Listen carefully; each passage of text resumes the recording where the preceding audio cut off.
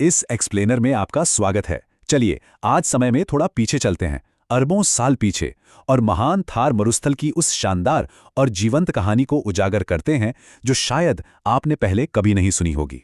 अब सबसे बड़ा सवाल यह है कि एक विशाल प्राचीन समंदर, दुनिया का सबसे घना बसा हुआ रेगिस्तान कैसे बन गया। आइए इस गहरे भूगर्भीय रहस्य से पर्दा उठाते हैं और उस मिथक को तोड़ते हैं कि रेगिस्तान सिर्फ खाली और बंजर जगह होती हैं। तो आज की इस चर्चा में हमारे मुख्य पड़ाव कुछ इस तरह होंगे। सबसे पहले जीवन की उत्पत्ति, फिर महासागर से मरुस्थल तक का सफर, उसके बाद यहाँ का एक्सट्रीम क्लाइमेट, रेत के बीच पनपते कमाल के वन्यजीव और अंत में इंसानों का हैरत अंगेज लचीलापन। चलिए शुरुआत करते हैं हमारे पहले पड़ाव से, जीवन की उत्पत्ति। ये पूरी कहानी असल में एक केमिकल शुरुआत से जुड़ी है। थार की तपती रेत के नीचे दबे इतिहास को समझने के लिए हमें सचमुच बहुत पीछे जाना होगा।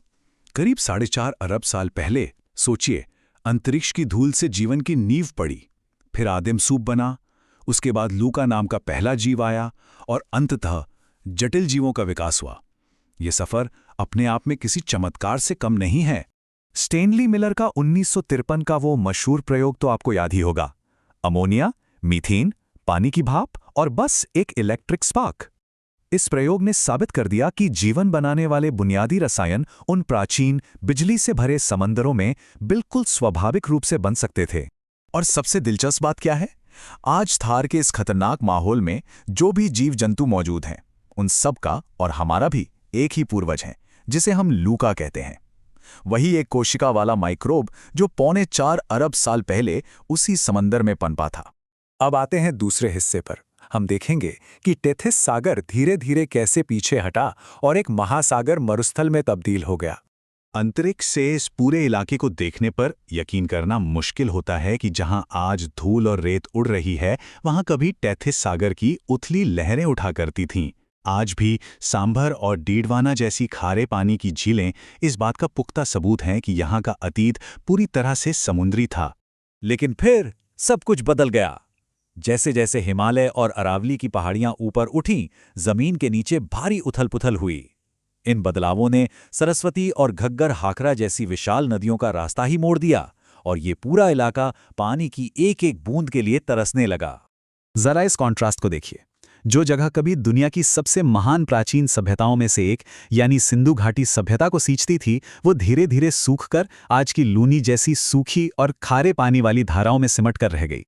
हमारा तीसरा पड़ाव है यहाँ का एक्सट्रीम क्लाइमेट, 50 डिग्री सेल्सियस का तापमान और हमारा मानसून।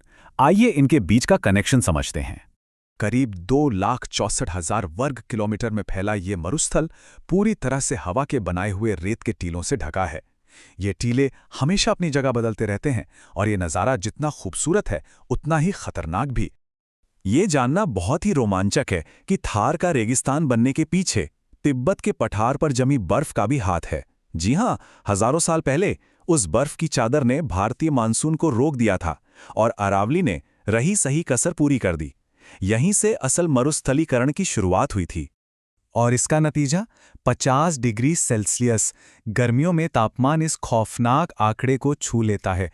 ये एक ऐसी धधकती हुई भट्टी है जहां टिके रहना बस कुछ ही खास प्रजातियों के बस की बात है। लेकिन प्रकृति कभी आसानी से हार नहीं मानती।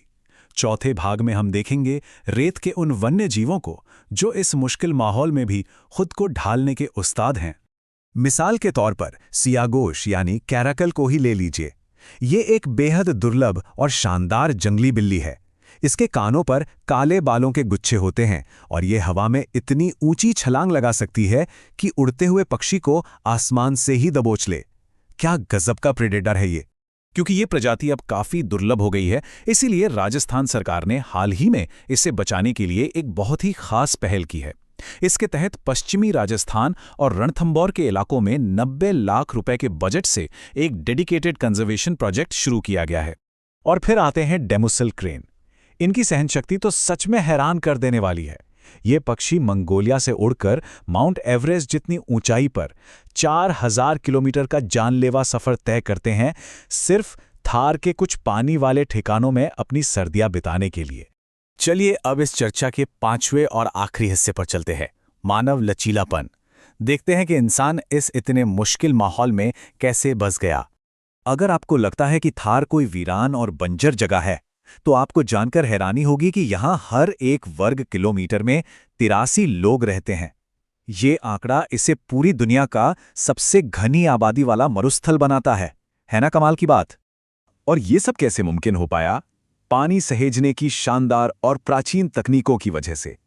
टांका, जोहड़ और खड़ीन जैसी कमाल की व्यवस्थाओं ने लगभग न के बराबर बारिश वाले इस इलाके में भी सदियों से समाज को फलने फूलने का मौका दिया है। इंसानी समझ और जानवरों के विकास का एक और बेहतरीन तालमेल आज भी दिखता है।